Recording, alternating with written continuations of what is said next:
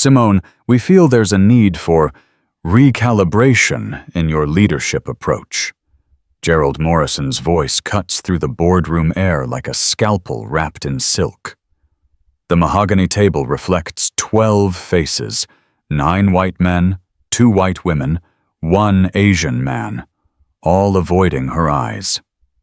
Our restructuring plan will divide the CEO position into 2 distinct roles.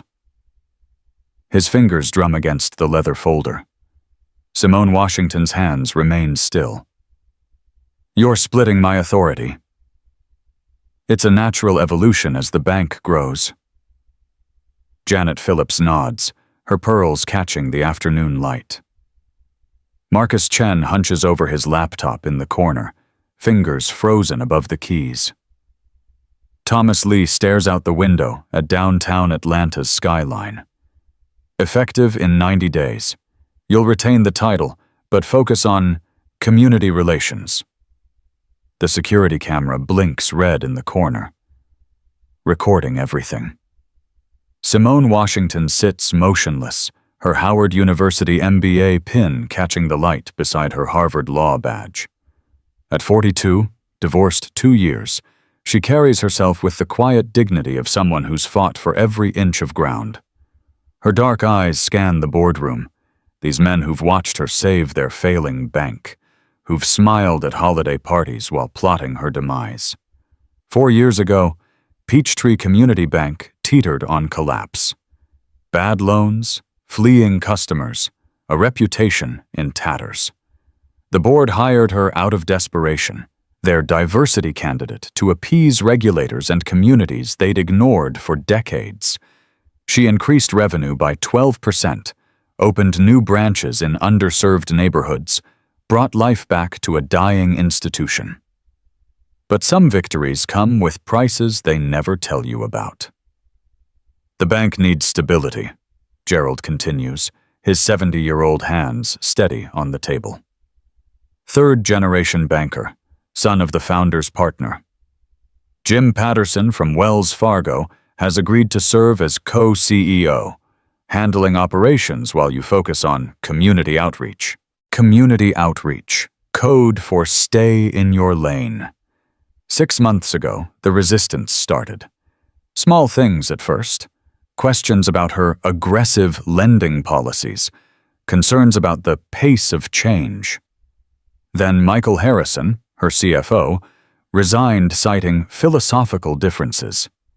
She'd approved loans to minority businesses that traditional metrics might have rejected. 2 defaulted. Out of hundreds, just 2. But those 2 became weapons in Gerald's arsenal.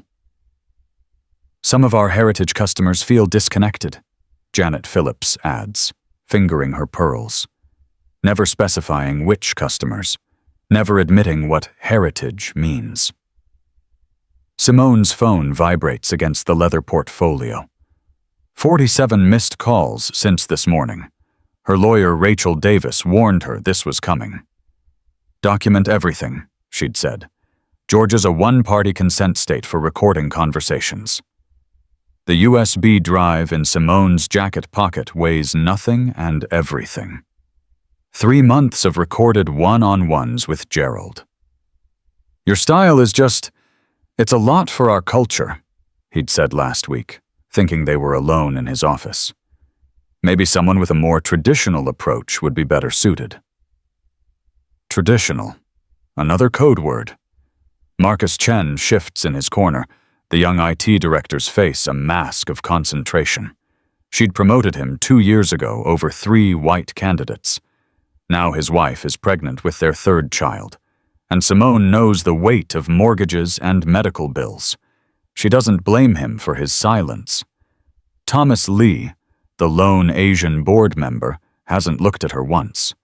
15 years on this board, always the model minority, never rocking boats. But last month, over coffee, he'd whispered about his own story. A bank in California, a promotion denied, a career detoured. I didn't fight, he'd said. I regret it every day. I'll need time to review this proposal with legal counsel, Simone says finally. Gerald's smile does not reach his eyes. Of course, but the decision is final.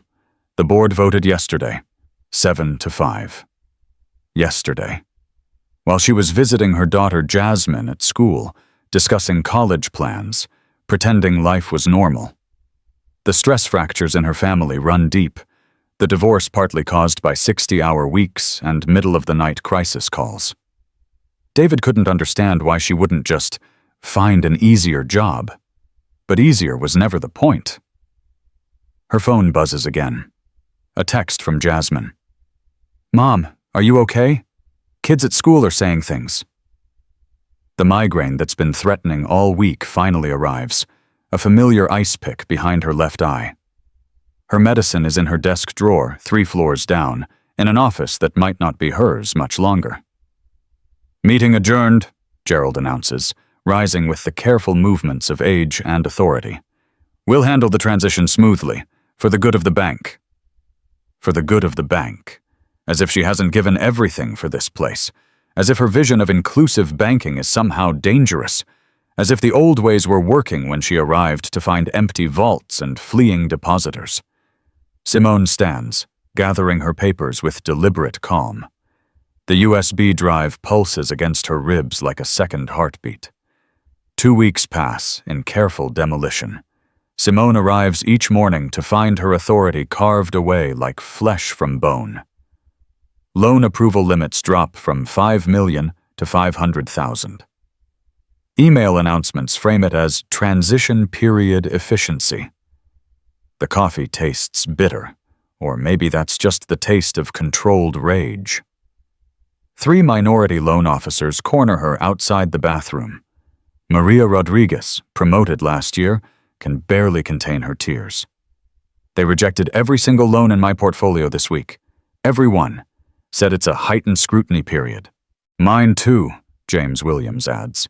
"Even the Johnson family. 3 generations of perfect payment history. Suddenly they're high risk." Simone pulls them into an empty conference room, checks for cameras. The numbers confirm her suspicions. Minority loan approvals down 67% in 14 days. A surgical strike disguised as prudent banking.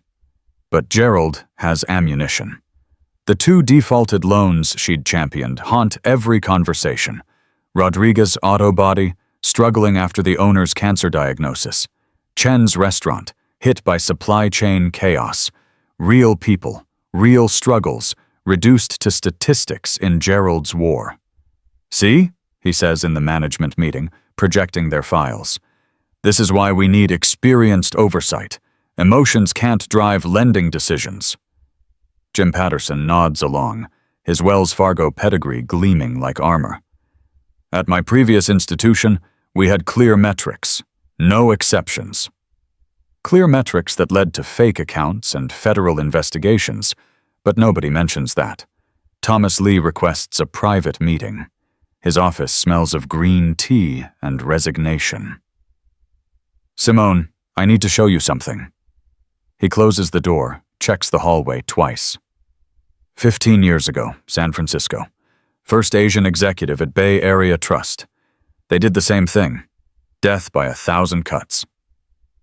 He hands her a USB drive. "I shouldn't have these. Board emails from the last 8 months. I'm not proud of staying silent. But maybe this helps." "Why now?" "Because I see my daughter in you. Because silence is its own kind of death." His hands shake slightly. "Be careful. They're better at this than you think." That night, Simone reads through Thomas's files. No smoking guns, no racial slurs, just patterns. Cultural fit appears 23 times. Communication style, 31 times. Aggressive approach, 47 times. Always about her, never about white executives who actually lost money. Marcus Chen texts at midnight. "Can we talk? Not at bank." They meet at a Waffle House off Interstate 20. Marcus looks exhausted, his usual precision crumpled. "My wife lost her contract with the bank today. Web design work she's done for 5 years. They said they're exploring other vendors. I'm sorry, Marcus. You don't have to. Yes, I do. He slides an external drive across the sticky table. 2 gigabytes. Emails I was asked to archive and delete. I made copies. Maybe I'm stupid. Maybe I'm unemployed tomorrow. But I can't watch this anymore. The emails paint a picture in careful grays. Gerald to major shareholders. The bank is losing heritage customers due to recent directional changes. Heritage customers. The ones who fled when she started approving loans in zip codes they'd redlined for decades. Board member William Cross. Perhaps someone who better understands our traditional depositor base. Robert Hayes. The community initiatives are admirable, but possibly premature. Never illegal, never explicit. Just a conversation in code that everyone understands. Jasmine calls, crying. Mom, Brooklyn's dad said you're destroying the bank, that we'll have to move again. Is it true? Baby, no, I'm trying to make it better. Then why does everyone hate you? The question cuts deeper than any board resolution. Simone remembers her own mother, a teacher fired for classroom disruptions after pushing for integrated reading lists. History rhyming in corporate conference rooms instead of classrooms. Town hall meeting arrives like a scheduled execution. Gerald announces the new structure to 475 employees. Jim Patterson stands beside him, already measuring for new furniture. Questions? Gerald asks, not expecting any. Keisha, a young teller, stands. What happens to our minority business initiatives? We're recalibrating for sustainability, Jim answers smoothly. Recalibrating. The word hangs in the air like smoke. 12 employees stand and walk out. No coordination, just conscience. The silence they leave behind speaks volumes. A reporter in the audience, invited to cover the expansion, notices the exodus. Mr. Morrison, is this related to recent discrimination complaints? Gerald's face shifts. What complaints? 3 weeks ago, Simone filed with the EEOC. 5 employees joined her, documenting patterns of bias. Rachel Davis built a careful case. Not explosive, but solid. Disparate impact wrapped in legal precedent. No comment, Gerald manages. Next question. But there are no next questions. The room fractures, conversations erupting. Marcus catches Simone's eye, nods almost imperceptibly. Whatever comes next, the board's secret war just became public. The revelation arrives wrapped in anonymous mercy. Simone's phone buzzes at 3 a.m. An encrypted email, no sender. Attached, board meeting minutes from 2 years ago, before she'd earned enough trust to attend closed sessions. The metadata confirms authenticity. Someone on the inside is bleeding secrets. Phase 1. Allow SW to build community trust and federal approval. Phase 2. Gradually restrict authority citing performance concerns. Phase 3. Peaceful transition to traditional leadership. Gerald's words, transcribed by a careful hand. They'd planned her disposal before she'd unpacked her office. Rachel Davis reviews the documents in her downtown law office, her expression shifting from skeptical to stunned. This is conspiracy, Simone, not discrimination. Conspiracy. If we can prove this timeline matches their actions. We can. Simone spreads 18 months of documentation across the conference table. Every undermined decision, every shifted goalpost, every coded email. They followed their own playbook perfectly. The EEOC notice arrives at Peachtree Bank like a hand grenade in a prayer meeting. Gerald calls an emergency board session. Through glass walls, Simone watches him pace, his usual composure cracking. General Counsel Catherine Myers whispers urgently, her face pale. Thomas Lee appears at Simone's office. They're panicking. Gerald's calling senators, threatening to sue the EEOC itself. He pauses. There's something else. Janet Phillips wants to meet. Privately. The meeting happens at a Starbucks in Buckhead, neutral territory. Janet arrives looking older, the weight of complicity etched in new lines. I have 3 years until retirement, she begins. I know. My husband has Alzheimer's, early stage. Our insurance. She stops, starts again. I'm not your enemy, Simone. I never was, but I couldn't afford to be your ally either. What do you want, Janet? To do one right thing before I leave. She slides an envelope across the table. Gerald's been hiding losses. Bad commercial loans to his golf buddies. $23 million in exposure he's kept off the books. The audit committee doesn't know. Most of the board doesn't know. Simone's hands still. Why tell me? Because when this explodes, and it will, he'll blame you.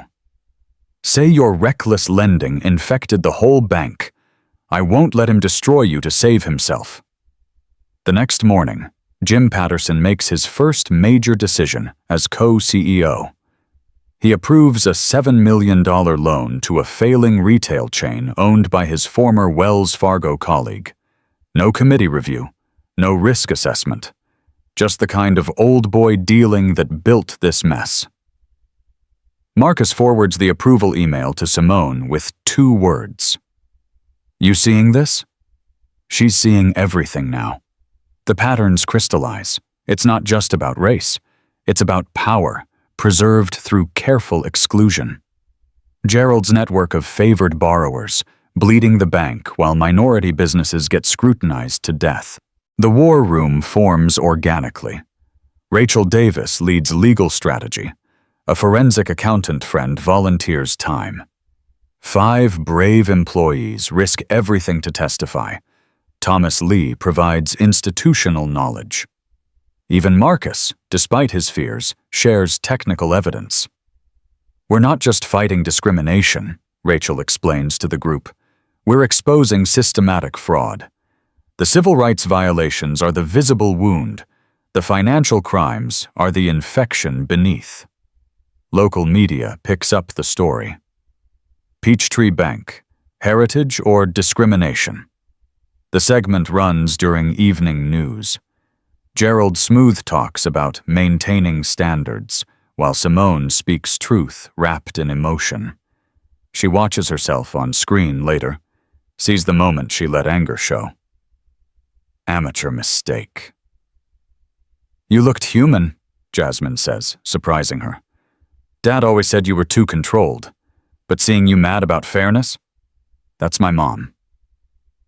The town hall video surfaces on social media. 12 employees walking out becomes a symbol. Banking.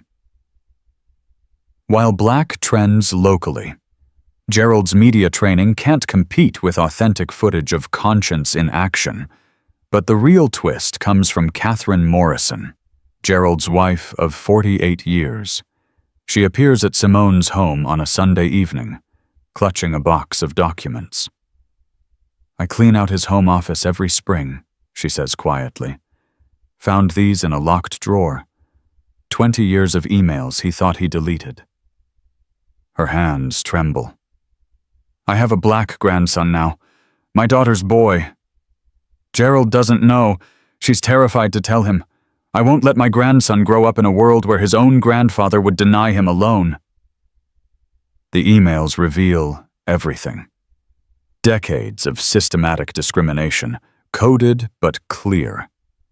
Worse, they show Gerald skimming fees, hiding losses, treating Peachtree Bank like a personal piggy bank while preaching fiscal responsibility. Monday morning arrives heavy with possibility. Simone enters the boardroom for what Gerald assumes is her surrender. Instead, she places a single document on the table. My resignation, she says. Gerald's smile blooms like a poisonous flower. I'm glad you've come to see. Conditional on full forensic audit by federal regulators. She slides the second document. Or we go public with everything. Your choice. The room freezes. Janet Phillips breaks first. I move to accept the audit. Second, Thomas Lee adds quickly. You can't, Gerald starts. Actually, we can. William Cross, sweating through his shirt, sees the writing on the wall. All in favor? 7 hands rise. The kingdom, built on sand, begins its collapse. When the foundation is rotten, sometimes you have to tear down the whole house. Keep watching.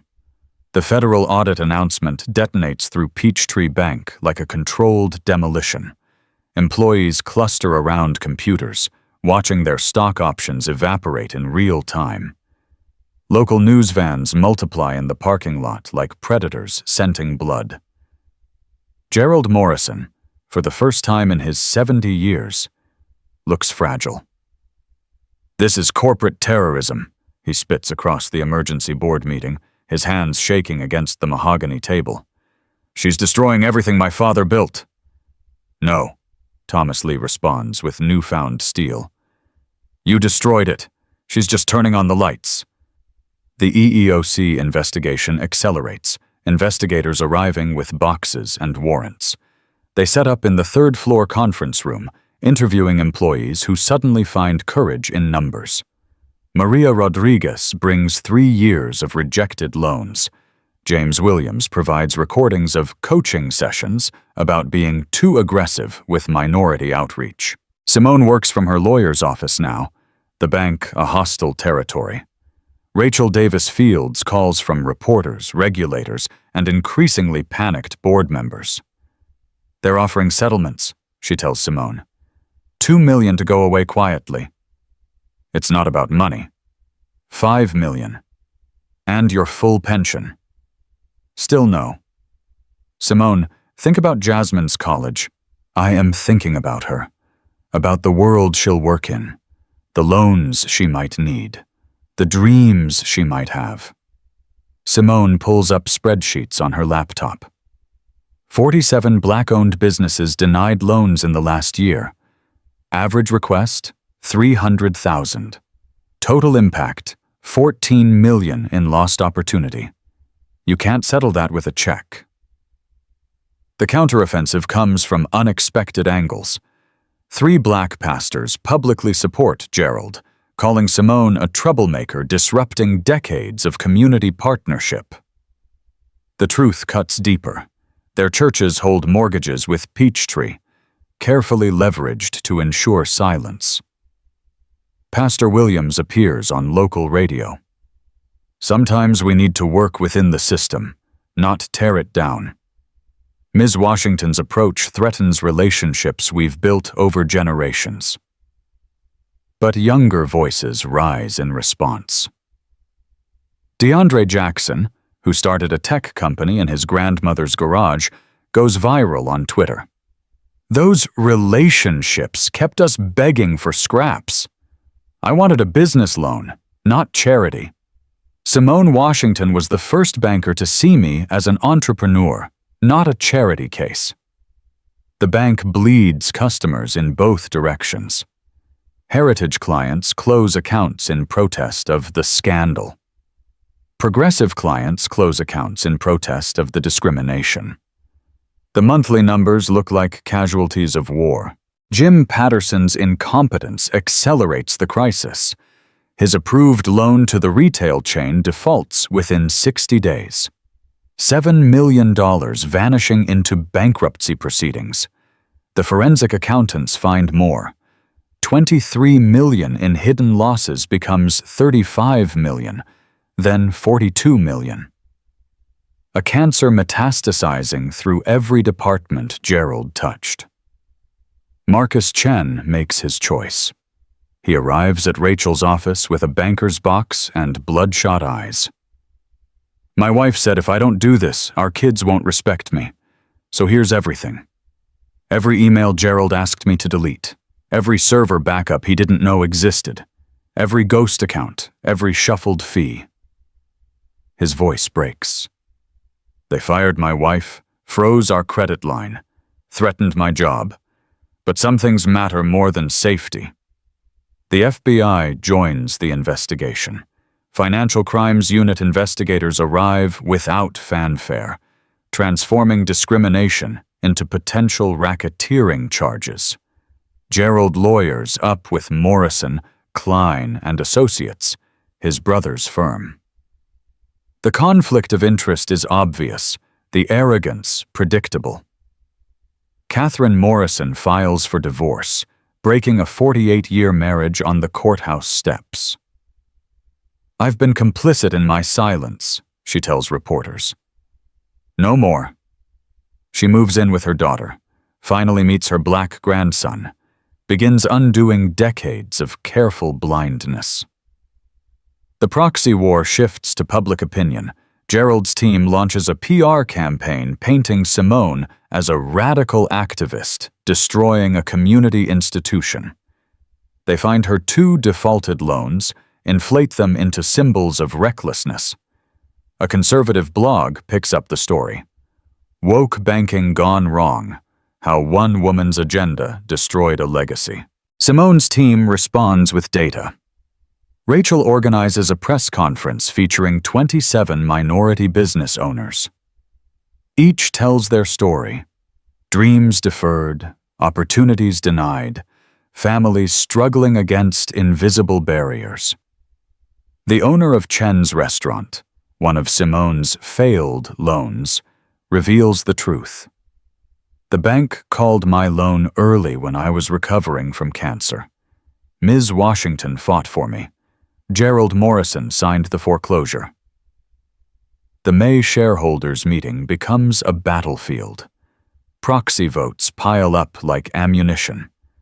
The largest investor, Atlanta Growth Partners, announces their position.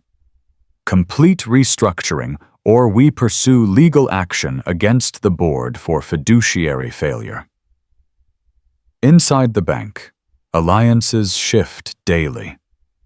Janet Phillips openly supports reform, her retirement concerns overridden by grandson's future. 2 more board members flip, seeing prison as worse than pride. William Cross and Robert Hayes resign to pursue other opportunities, their lawyers negotiating immunity for testimony. Gerald makes one last play.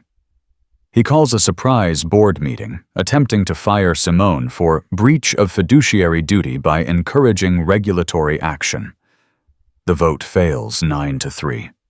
His own hand-picked board abandons him like rats fleeing rising water.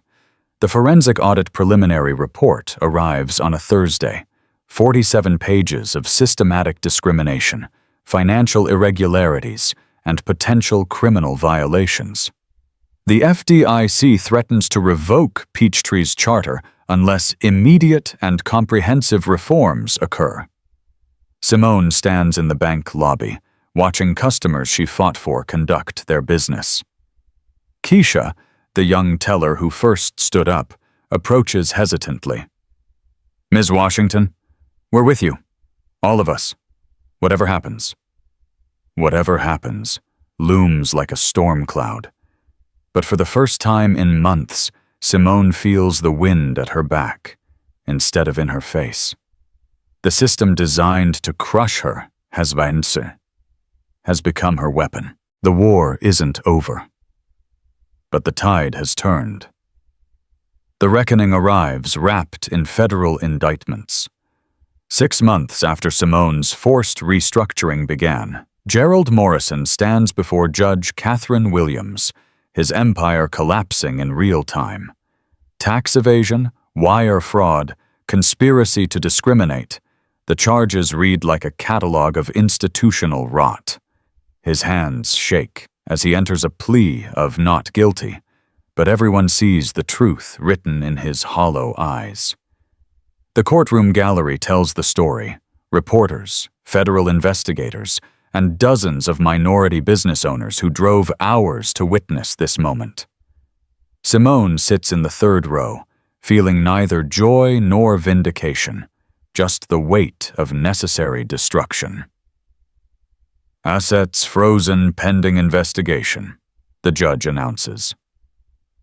Gerald's $40 million fortune, built on denied dreams and skimmed fees, locked away like evidence of a crime scene.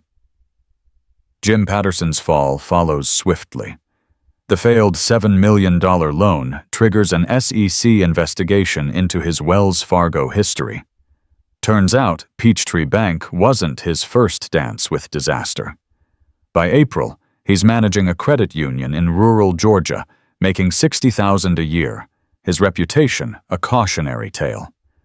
The proxy battle concludes with surgical precision. Emergency shareholder meeting, April 15th. The vote? 800,000 shares for complete restructuring, 200,000 against. Gerald's faction, reduced to bitter relatives and golf buddies, watch their control evaporate. New board composition emerges from the ashes. 4 women, 3 black members, 2 Hispanic, 1 Asian American, 4 progressive whites. Not perfect math, but honest representation. They vote unanimously. Simone Washington reinstated as sole CEO with expanded authority. The work begins now, she tells the packed conference room. No triumph in her voice, just determination.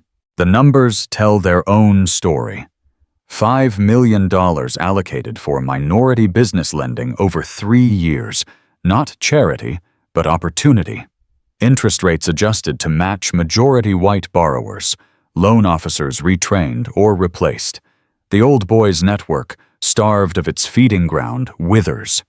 William Cross and Robert Hayes, facing their own investigations, turn state's evidence. Their testimony reveals decades of systematic discrimination, carefully documented in emails they thought deleted. Each revelation adds years to Gerald's potential sentence, but justice extracts its price. Legal fees consumed $93,000 of Simone's savings and retirement. The stress triggered autoimmune flares requiring monthly treatments. Jasmine needs therapy to process the bullying, the upheaval, the weight of her mother's war. Was it worth it? Jasmine asks one evening, homework spread across the kitchen table. Simone considers lying, offering easy comfort. Instead, ask me in 10 years, when you're applying for your own business loan, when your children need opportunities. Ask me then. The ripple effects spread beyond Peachtree. 7 regional banks announce voluntary diversity audits. The Georgia Banking Association proposes new fair lending guidelines. The state legislature debates the Washington Act, requiring demographic reporting for all lending decisions. Inside Peachtree, change happens transaction by transaction. Maria Rodriguez approves a loan for a black-owned construction company, her first without oversight questioning every decision. The company wins a city contract, hires 15 workers, builds generational wealth one paycheck at a time. Marcus Chen, promoted to Chief Information Officer, implements blind review systems for initial loan applications. Not perfect, nothing ever is, but better than the old ways of knowing too much too soon. Janet Phillips, surprising everyone, delays retirement to chair the new Community Investment Committee. I have amends to make, she tells Simone privately. My grandson deserves better than my silence. The bank's transformation attracts attention and customers. Deposits increase 18% in 6 months, progressive money flowing toward proven values. The stock price, after dropping 31% during the scandal, rebounds to record highs. Even Wall Street loves a redemption story with profitable margins. Catherine Morrison's divorce finalizes in May. She receives half of Gerald's unfrozen assets, immediately donates $2 million to minority business development funds. Her grandson, Marcus, named before she knew the future's shape, plays in her office while she signs the papers. Gerald's trial begins in June. Simone testifies for 3 hours, laying out patterns of discrimination with prosecutorial precision. He watches from the defendant's table, aged 20 years in 6 months, his legacy reduced to evidence tags and exhibit numbers. The verdict? Guilty on 7 counts. Sentencing scheduled for August. Facing 5 to 10 years at 70, Gerald Morrison will likely die in federal prison. His father's bank will survive, transformed beyond his recognition or control. Thomas Lee, elected board chair, gavels in the new era at July's meeting. Peachtree Community Bank was built on exclusion, he states plainly. We rebuild on inclusion. Not because it's politically correct, but because it's profitable. Turns out everyone's money is green.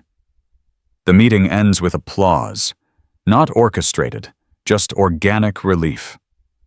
Through the conference room glass, Simone watches her city skyline, thinking about seeds and gardens, about tearing down to build up, about the price of change measured in migraines and legal bills, and daughters who learn too young that fairness requires fighting. Tomorrow brings new loan applications, new decisions, new chances to prove that justice and profit can share the same spreadsheet. But tonight, for just this moment, the war is won. 1 year later, Simone Washington stands before 500 executives at the National Banking Association Summit in Washington, D.C. The woman who once sat silent while men plotted her removal now commands the stage, her voice carrying hard-won authority. They tried to bury me, she begins, letting silence build. They forgot I was a seed. The PowerPoint behind her shows before and after statistics. Minority lending up 47%. Default rates down to industry standards. Profit margins exceeding projections by 12%. The numbers that matter, proving inclusion isn't charity, it's good business. Gerald Morrison thought tradition meant exclusion, that heritage required homogeneity. He's serving 7 years in federal prison, learning how wrong he was. No satisfaction in her voice, just fact. But this isn't about one man's fall. It's about an industry's rise. In the audience, Jasmine Washington watches her mother own the room. At 17, she runs Peachtree's Youth Financial Literacy Program, teaching kids from forgotten zip codes about compound interest and credit scores. Their relationship, fractured by years of stress, healed through shared purpose. Every Tuesday, they volunteer together at the community center, mother and daughter building futures one lesson at a time. Simone's book, Banking While Black, a fiction, sits at number 3 on the New York Times bestseller list. Everyone knows it's really about Peachtree, but the lawyers crafted enough changes to avoid lawsuits. Netflix bought the rights for $2 million. Viola Davis signed on to star. The story that almost destroyed her becomes armor for others fighting similar wars. 7 banks in the Southeast have adopted what they call the Peachtree Protocols, Simone continues. Fair lending practices, transparent metrics, board diversity requirements. Not because regulators forced them, because their shareholders demanded it, because their customers expected it, because profit follows justice when justice gets a fair chance. Marcus Chen leads Peachtree's Innovation Lab now, developing apps that bring banking to phones in projects and rural routes. His wife runs the bank's web services again, their 3rd child born into a world slightly more fair than the one they'd feared. Thomas Lee mentors young Asian American executives through monthly dinners, sharing wisdom earned through decades of strategic silence and one crucial moment of speaking up. Courage isn't constant, he tells them. Sometimes it's just being ready when the moment finds you. Janet Phillips published an op-ed in the Atlanta Journal-Constitution, Confessions of a Complicit Board Member. It went viral, sparking conversations in boardrooms across the country about the cost of comfortable silence. She speaks at universities now, white-haired and unflinching, teaching future leaders about unconscious bias and conscious choices. Last month, Simone tells the summit, a young woman came to Peachtree for a business loan. 23 years old, first in her family to graduate college. She wanted to open a beauty supply store serving her community. Under the old system, she'd have been rejected. Wrong zip code, no collateral except dreams. The slide changes. A photo of a grand opening, ribbons and smiles and possibility. Today, she employs 12 people, serves 300 customers a week, pays taxes, builds wealth, proves what we always knew. Opportunity is the only subsidy that matters. In federal prison, Gerald Morrison works the library cart, his empire reduced to minimum wage and regulated phone calls. His daughter visits monthly, bringing photos of the grandson he's learning to love despite himself. Change comes slow to old men, but even concrete walls can't stop time's teaching. Jim Patterson never made headlines again, managing his small credit union with competent mediocrity. But his replacement at Wells Fargo implemented blind resume reviews after reading about Peachtree's transformation. Ripples spreading wider than any stone thrower imagined. The documentary American Banking: A Reckoning wins 3 Emmys, featuring Simone's story alongside similar battles in Chicago, Houston, Oakland. The pattern exposed becomes impossible to ignore. Not isolated incidents, but systematic exclusion dressed as fiscal prudence. They wanted me out, Simone concludes, her voice filling the convention center. Instead, I rebuilt the whole damn house, with wider doors and windows that let light reach every corner. Standing ovation. Not performative, but genuine recognition from executives who understand the cost of change, the price of courage, the profit in justice. Backstage, Jasmine hugs her mother. Ready for the congressional testimony tomorrow? The banking reform bill needs voices with scars.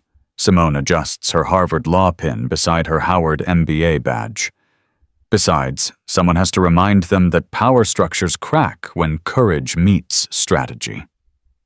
Now watch this garden grow, she whispers, thinking of seeds planted in hostile soil, roots breaking through concrete, flowers blooming despite every attempt to salt the earth.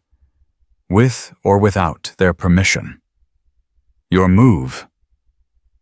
Power structures crack when courage meets strategy. Don't just survive, thrive, and transform. The system isn't broken.